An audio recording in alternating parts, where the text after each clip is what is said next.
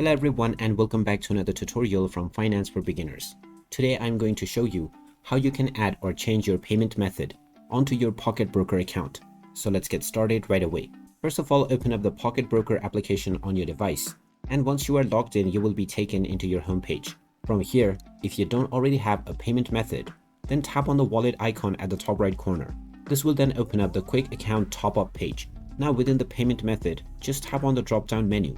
And if you don't see your preferred method, you can tap on the choose another button. Now you can choose your desired deposit method from the various different methods that are available.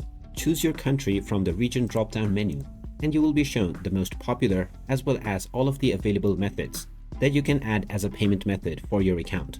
Just tap on your desired payment method and then choose your amount. Once you proceed forward, you will be prompted to enter the credentials of your payment method that you have chosen.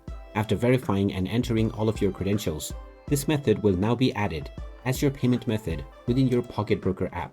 You may add as many methods as you wish by following the same steps. And there you have it. That is how easy it is to add a payment method onto your Pocket Broker account.